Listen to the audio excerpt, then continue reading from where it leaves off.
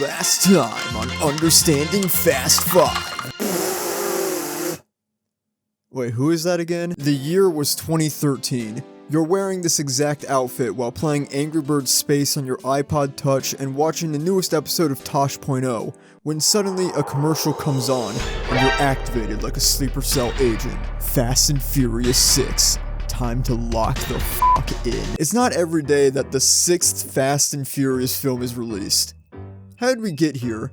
What in the fuck is going on? 6? We're on Fast and Furious 6? When was the last time a movie series got to 6 installments? I paid for my dishwasher in 6 installments of $50. Who could have possibly seen this franchise going on this long? I mean, obviously the first films are unchallenged masterpieces, like hell, the defining event of the entire year of 2001 was the 9/11 terror attacks.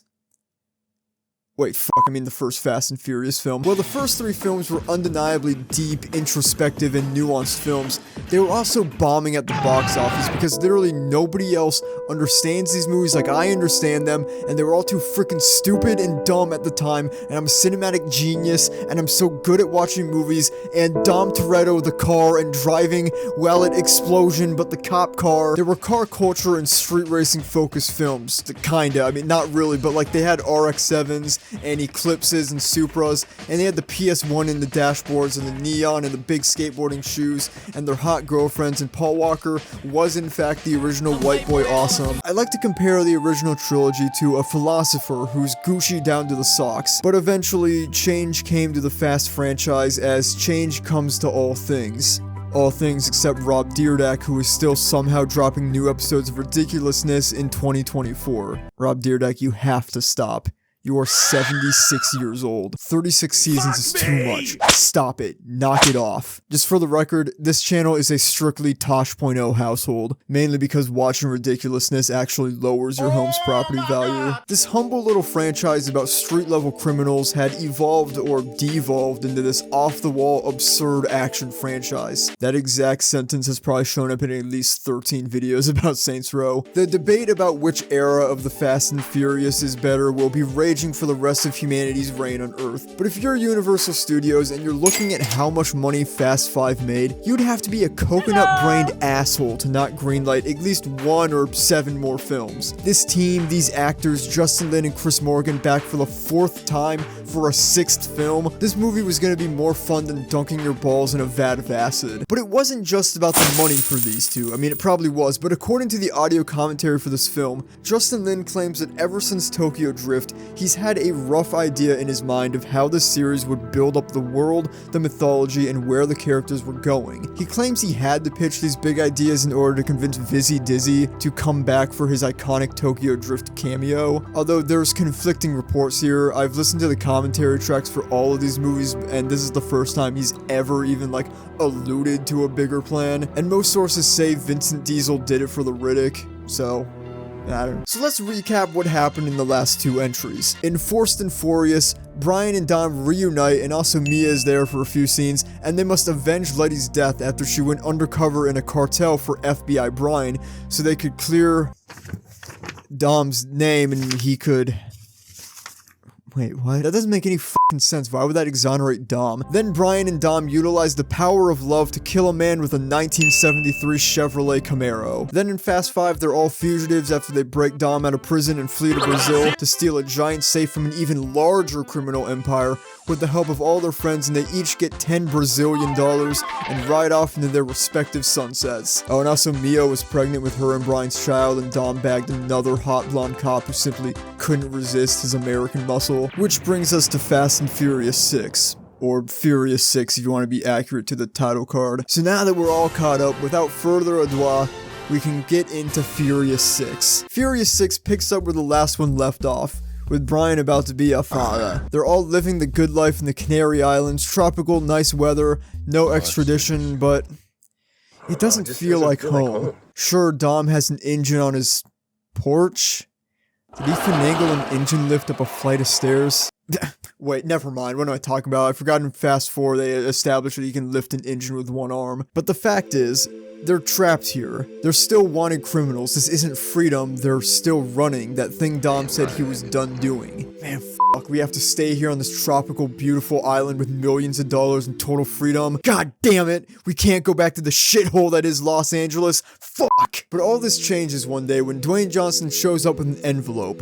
But even more important than that envelope is what's actually inside. A picture of Letty taken 1 week ago.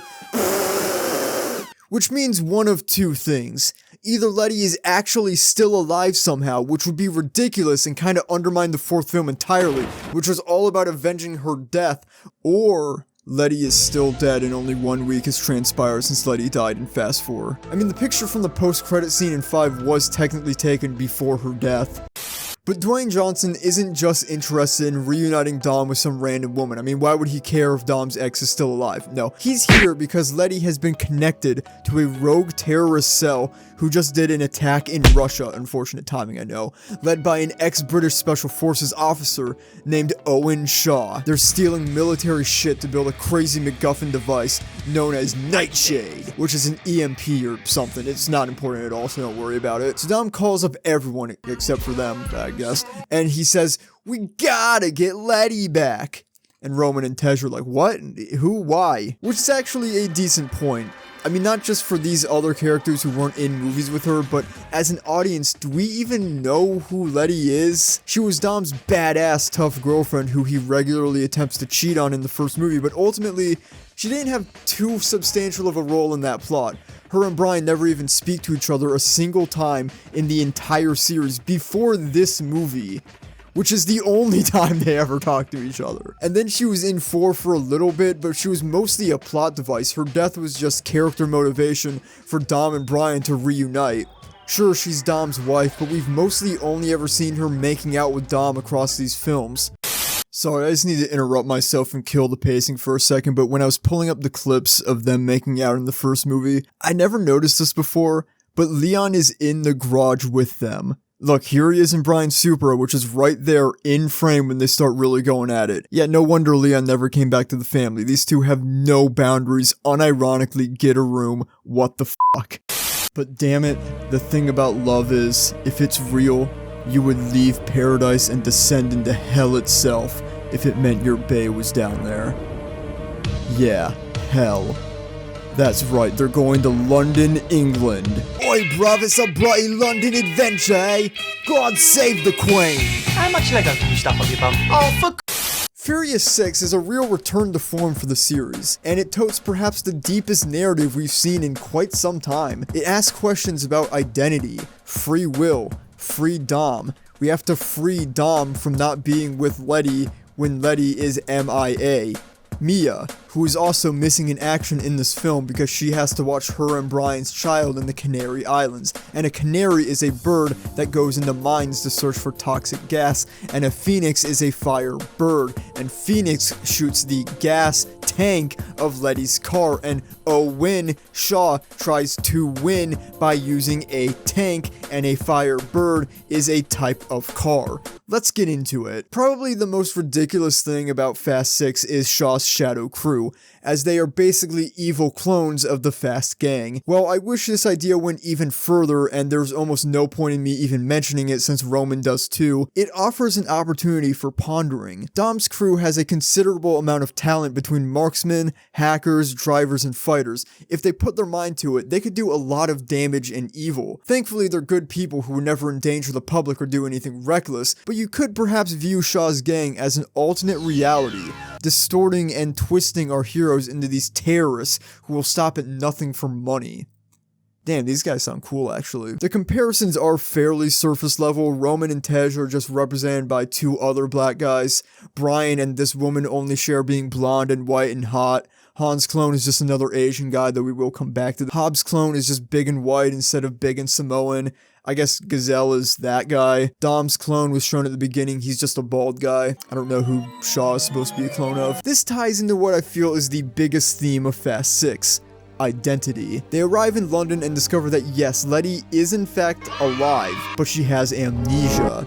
She has no idea who Dom or Brian or herself or anyone is. Apparently after her run-in with Phoenix, the explosion from her car did not in fact kill her. What was in this casket then? But merely erased all her memories. She was then recruited into Shaw's gang to do radical extreme sports style terrorism. Dom spends a lot of the movie trying to make her remember who he is, or more generously, who she is. When they meet up for the street race, she tells him, "You've got serious balls," to which Dom responds, "I've been told," which implies that Letty has told Dom his balls are serious before. We can interpret that as either they are literally large, or he is brave, or he has testicular cancer, the most serious type of balls around. After their race, Dom says to her, "You never could resist American muscle," most likely a double entendre referring to her car and himself, which retroactively confirms that at the end of Tokyo Drift, Dom was indeed referring to himself as the American muscle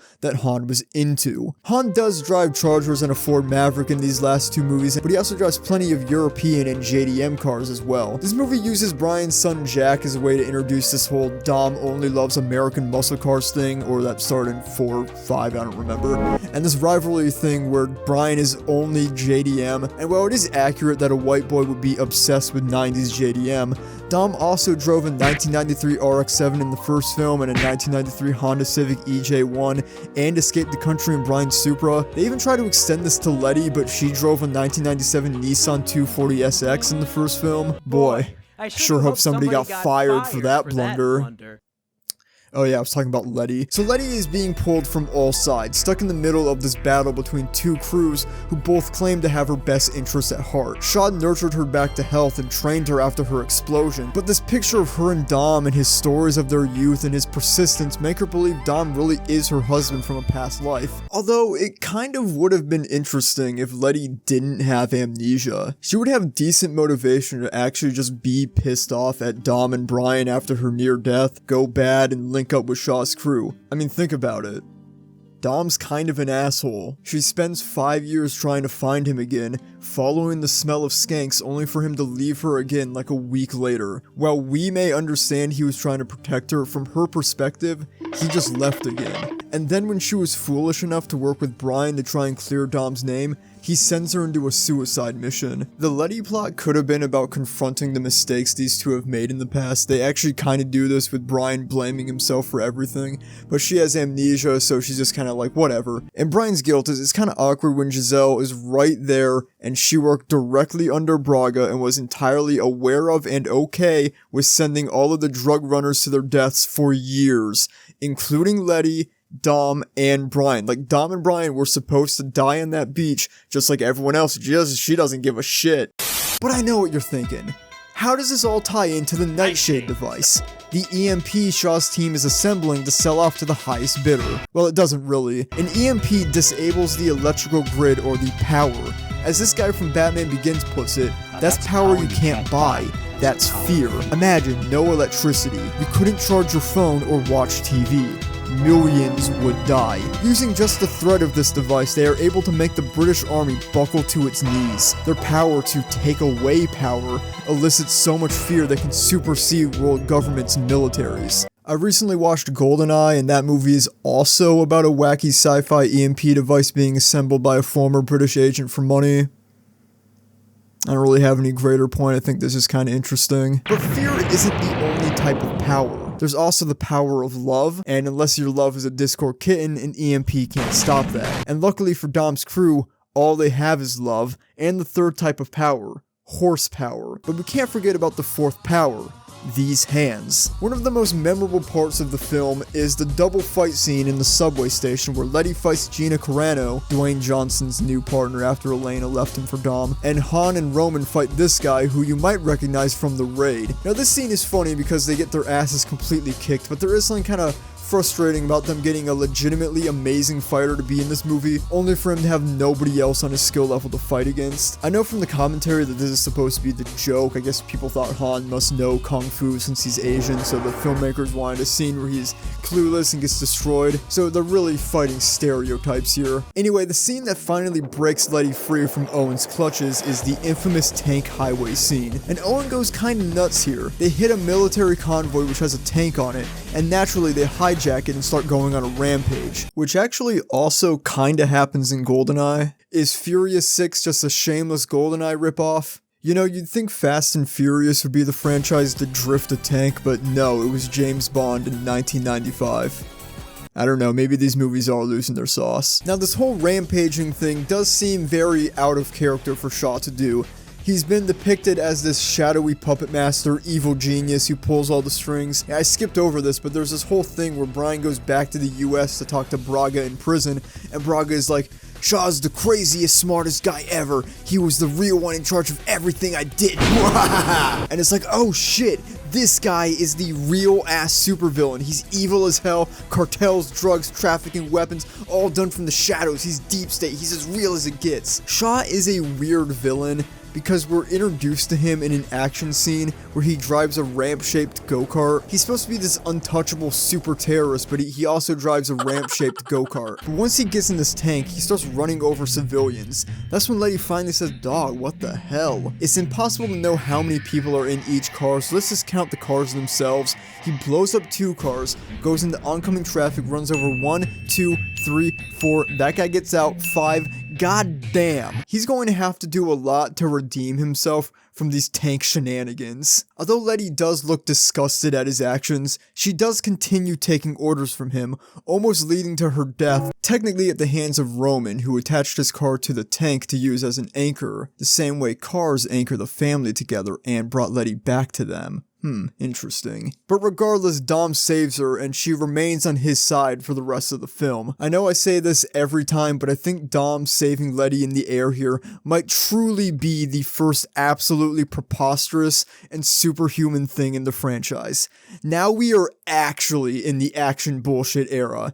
Anything goes now. But here's a thought experiment. Does stupid action make for stupid movie, or are the two not actually connected? In other words, can you still take a movie seriously if this type of shit is possible? See, in my opinion, you can have stupid action and still have a good, even great movie. What matters is the execution of the action, so how clear and understandable the action is cinematically, and whether you believe these characters would do something so ridiculous. I think if the action is rooted in the characters, if it's believable that Dom would do this, then it's fine. Believability shouldn't have anything to do with, do I believe this is literally possible in real life? Believability should be about, do I believe this is reasonable in the world of this film? However, in a franchise with this many films, could still be a fair question. Should we take what they were capable of in the first film into consideration when a semi-truck driver with a shotgun destroyed their entire team? Granted, that was a long time ago now. They've been through a lot, becoming more skilled, crazier, faster, furiouser, but this was still them. Now it's hard to imagine anything that they aren't capable of doing. While we're on the topic of their superhuman abilities,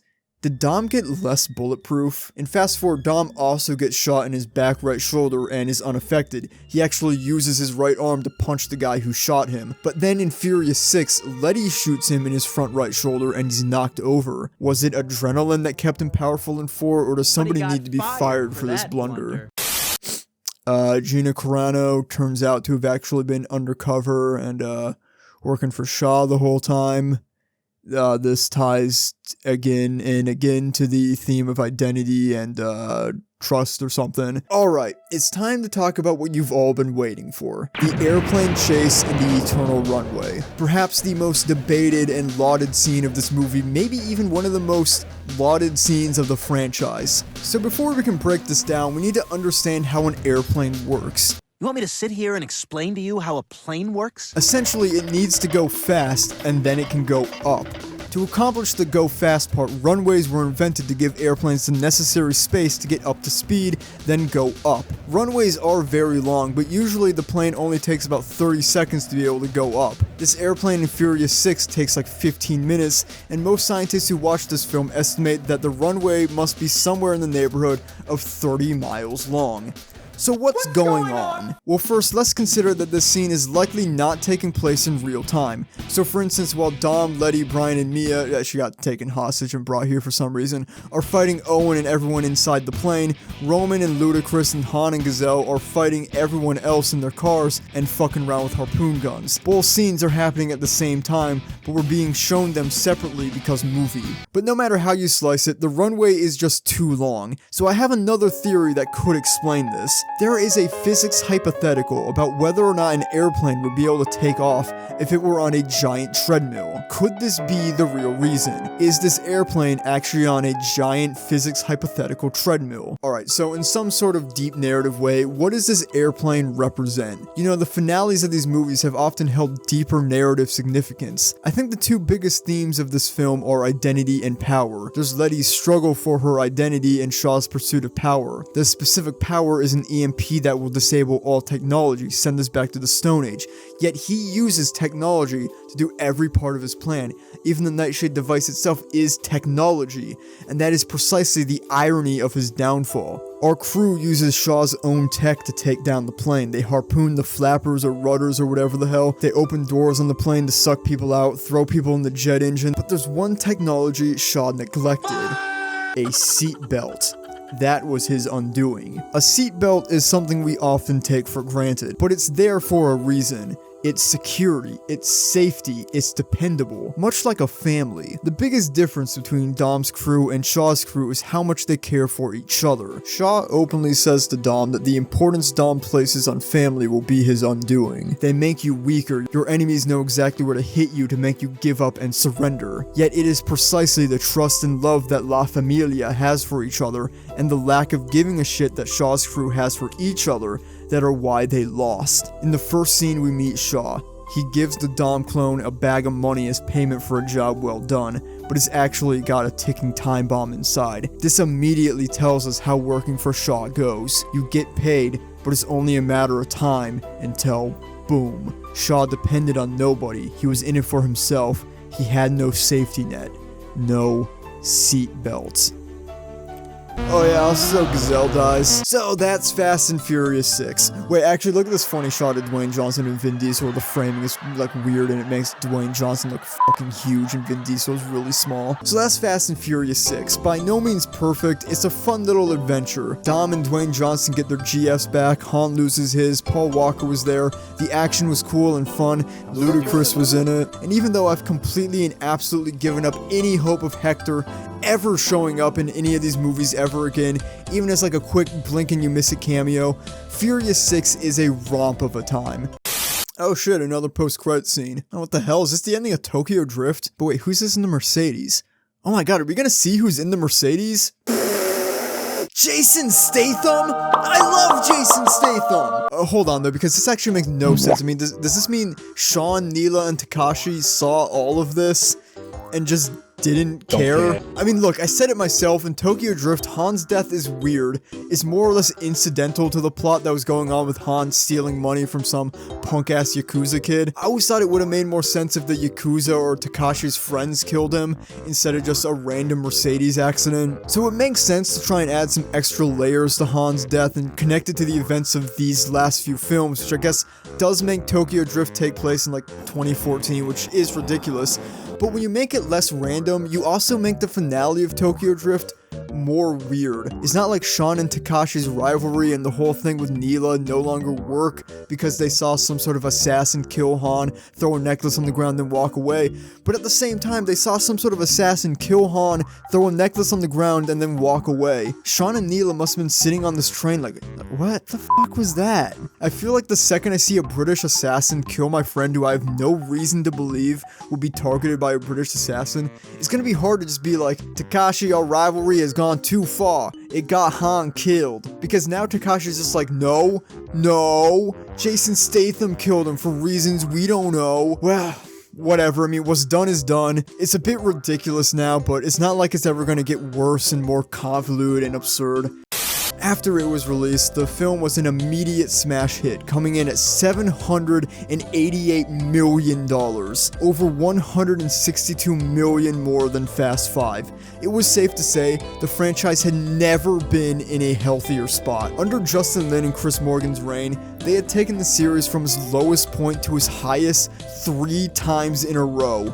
They crafted a mythology, a plot, iconic characters, iconic action. They turned this little niche series of street racing films into some of the biggest blockbusters around, full of practical action, legitimately impressive stunt work, and some sort of third thing. Safe to say, as long as we had this team, these actors, and this kind of hype, the future of the Fast and the Furious had never looked brighter.